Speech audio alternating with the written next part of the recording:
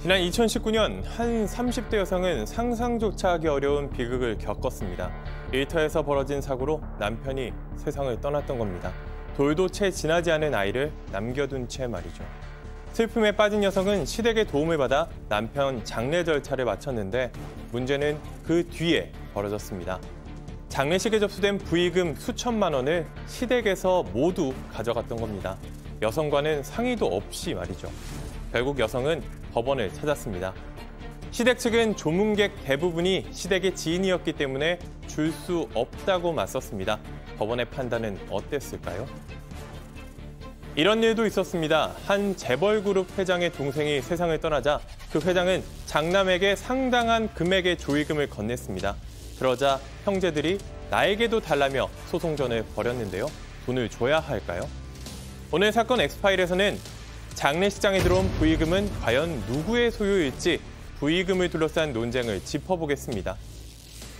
자, 이것도 우리 가족 여러분들 생각이 저마다 좀 다를 수 있을 것 같은데요. 이 부의금, 축의금도 저희가 예전에 한번 결혼 축의금 가지고 한번 다뤄본 적이 있었는데 부의금, 자, 이것도 갈등이 좀 있다고 합니다. 나중에 이제 이 정산하는 과정에서.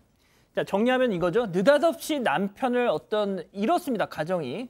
자, 그런데 이 장례식장에 들어온 돈을 갖고 시댁, 시부모와 갈등이 생겼다는 겁니다. 과연 이 돈, 남편을 잃은 아내가 가져가야 하는가, 아니면 시댁의 몫으로 오롯이 넘겨줘야 되는 것인가? 자, 우리 가족 여러분 생각도 궁금하니까 좀 댓글 남겨주십시오. 자, 이도성 기자, 이게 그럼 언제 일어난 사건이에요? 이게 2019년 가을이었는데요. 한 30대 남성이 이제 출근해서 일터로 떠난 지 몇 시간 만에 이제 사고로 세상을 떠나게 됐습니다. 참 안타까운 사고였는데 그래서 장례 절차가 진행됐고 이 30대였던 이 여성, 아내였던 이 30대 여성도 장례 절차를 함께 했습니다. 이 둘 사이에서는 돌도 지나지 않은 아주 어린 아이가 한 명 있었고요. 장례 절차를 해야 되는데 혼자 할 수가 없었기 때문에 이 시가 식구들이 나서서 도왔다라고 합니다. 시가가 해당 지역에서 지인도 많고 상당히 지역에서 상당히 유명한 여러 가지 인맥이 많은 그런 상태라서 조문객도 상당히 많고 부의금도 적지 않았습니다. 한 수천만 원 됐다라고 하는데 문제는 장례가 끝나고 그 부의금을 시가에서 가져갔습니다. 이 비용을 치르고 나머지 그 남은 돈 수천만 원도 가져갔는데 이 남편이 숨진 아내의 입장에서는 한 푼도 받을 수 없게 되니까 이 소송을 진행하기로 했고 이 며느리와 시가의 법정 다툼이 시작됐습니다. 자, 이게 지금 우리 가족 여러분들 지금 벌써부터 뜨겁습니다. 그런데 일단 제가 얼핏 봐서는 어느 정도 약간 좀 한쪽으로 기우는 듯한 모습인데, 자, 양변호 선사님, 이 남편 장례식장이었고 적지 않은 돈이 들어왔습니다. 그런데 또 이 홀로 남은 아내 입장에선 아이를 또 키우면서 이제 살아야 되는 상황에서 일단 저도 딱 생각하기에는 그냥 그쪽에 줘야 되는 게 아닌가 싶은데 말이죠. 일단 이게 법에 정해졌다기보다는 법원의 판례로 어느 정도 통용되는 그런 어떤 원칙은 있습니다. 이렇게 관혼상제는 사실 개인의 어떻게 보면 일이 아니라 가족의 일이잖아요. 그렇기 때문에 돈이 이렇게 많이 들어오는 데가 대표적으로 결혼식. 예. 결혼식은 결혼을 시킨 부모, 특히 혼주가 이거를 결정을 한다라고 돼 있고요. 우리 법원의 판례에. 장례도 가족의 장례라고 한다면 그 돌아가신 망자의 가족들이 상속을 받는 걸로 일단 그렇게 법원의 원칙이 잡혀 있습니다. 근데 상속 같은 경우는 상속 순위가 정해져 있죠. 남편이 사망을 했을 때는 그 자식들과 배우자가 1순위가 되는 겁니다. 사실 배우자는 0순위예요, 항상. 배우자 0순위가 늘 우선순위를 받기 때문에 이 경우에도 특별한 사정이 없는 한, 예외는 있습니다. 예외가 있긴 합니다만 특별한 사정이 없는 한 이 아내와 아이가 있으면 아내와 아이가 가져가는 게 맞습니다. 예. 자, 그런 법이 저런데도 시댁 사람들이 그걸 다 그냥 이렇게 가져갔다면 뭔가 또 말 못할 사연이 있었던 건가요? 네, 그렇습니다. 그러니까 저도 어린아이가 있기 때문에 아이를 위해서라도 줘야 되지 않을까 생각을 했는데 또 이 얘기를 들어보니까 시가도 나빠서 그런 분들은 아니구나라는 생각이 들었어요. 왜냐하면 시댁분들이 봤을 때는 그 들어온 금액의 대부분이 다 시댁과 연결된 분들로부터 들어온 거고 며느리 관련해서는 정말 조금이었던 거예요. 그런데다가 또 이 아들이 사망하기 전에 또 그 빚이 또 있었다고 합니다. 그러니까 이제 시댁 쪽에서는 그 빚도 본인들이 갚아줘야 된다. 그렇기 때문에 줄 수 없다 이렇게 얘기를 하셨다고 하네요. 하하, 이러면 또 이제 조금 얘기가 길어지겠네요.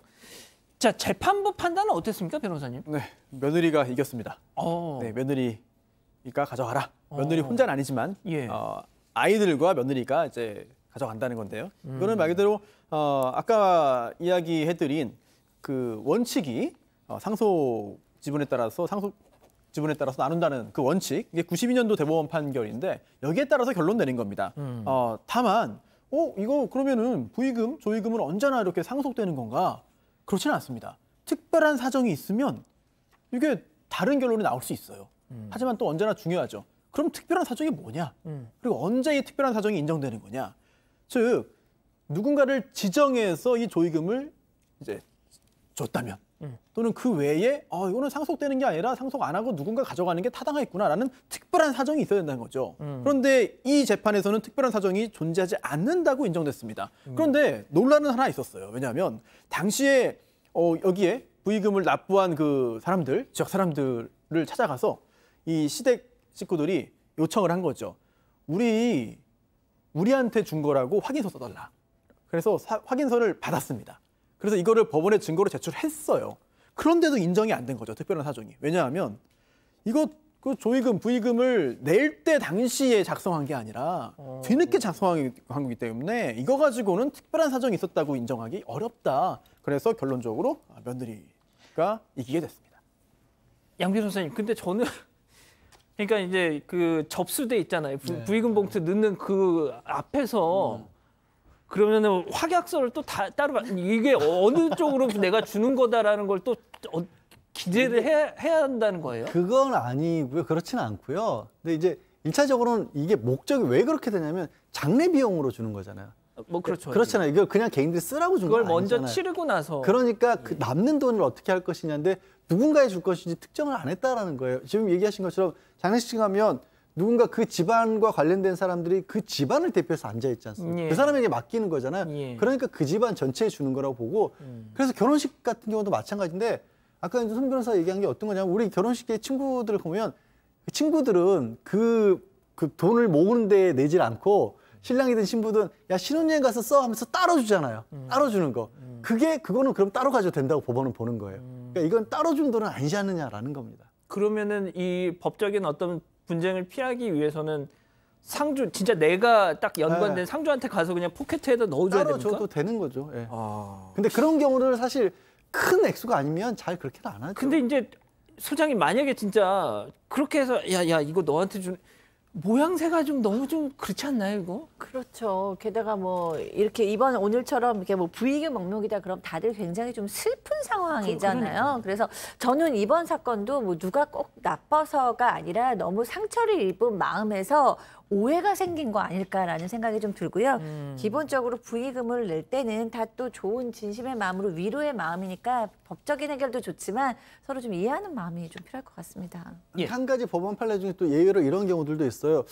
그 돌아가신 부분하고 이 남아있는 상주 중에서 사회관계에서 그 상주를 보고 온 사람들이 더 많을 수도 있고 그 돌아가신 분 때문에 왔을 경우가 더 많을 수도 있잖아요. 그럼요. 그런 경우에는 또 상주와 가까운 사람, 상주 쪽에 더 집중을 해서 부의금을 가져가야 된다는 그런 판례도 있긴 합니다.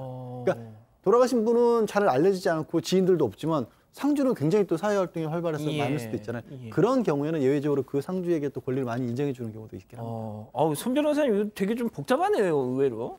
예. 근데 또 상식에 부합해서 생각을 하면 예. 법의 결론이 그렇게 또 현실과 동떨어져 있는 것 같진 또 않아요. 또 이해되는 측면도 충분히 있는 것 같습니다. 예. 자, 이 기자, 우리 가족 여러분들 좀 의견 좀 정리 좀 할 수 있어요? 제가 이런 거 보면서 이제 댓글을 보면은 이 가족 여러분들 저희와 함께 성장하고 있다고 느낀 게 법을 너무 잘하세요. 법을 이제 이거 이 상속자에게 줘야 되는 거 아니야? 이런 댓글이 되게 많았거든요. 그래서 이제 뭐 사건 반장 유익한 네, 프로입니다. 마이소님은 네. 결혼했으면 부인이 가져가는 게 맞지 않냐 이렇게 딱 짚어주시기도 했고 대부분 이런 이야기를 하셨는데 레이크 누이스님께서는 그래도 시댁 지인이 와서 낸 게 많으면은 결국은 이 시부모님도 다른 거기 와준 그 사람들의 장례식장에 가면은 자기들이 돈을 낼 거 아니냐. 그래서 이런 부분도 좀 고려해야 되지 않냐 이런 의견까지 있었습니다. 지금 그 깡으로님이 계좌이체가 답이다 이런 말씀을 주셨는데, 그러니까 저도 이 축의금, 결혼식 축의금은 무슨 카백 뭐 이런 걸로 이제 쫙 보냈는데, 이 부의금을 그렇게 하시긴 좀 예. 근데 요즘에 부의금도요 그렇게 보내면 아예 부의 봉투라고 같이 붙어서 보냅니다. 명목 자체가. 그러니까 그렇죠. 요즘 서비스 자체가 그렇게도 IT 시대에 개발돼 있습니다. 그렇게 그래서 하셨어요 그렇게? 저는 받았어요 그렇게 얼마 전에. 아, 아예 오는데 돈으로 그냥 X만 내는 게 아니라 위에 그래픽으로 부의 봉투로 만들어서 오더라고요. 좁은 봉투. 아직은 저희는 신물물 받아들일 준비가 안 된 것 근데 같습니다. 양 변호사님 왜 얘기 안 하셨어요? 갑자기 또 이 얘기를 털어놓게 됐네. 나중에 말씀드릴게요. 예. 저 지금 왜 진작에 말씀을 왜 안 해주셨어요? 뭐 코로나 상황이기도 하고 그래서 일부러 얘기를 안 해서 아, 주변에 거의 안 알렸습니다. 그러셨구나. 이 가족 여러분 지금 처음 들어가지고 죄송합니다. 예, 지금- 괜히 얼떨결에 얘기를 해버렸네. 예, 지금 저도 좀 당황했습니다. 알겠습니다. 아무튼 뭐 지금 저희들이 정리해 드린 대로 법적으로 그렇다는 거 다시 한번 말씀을 드립니다.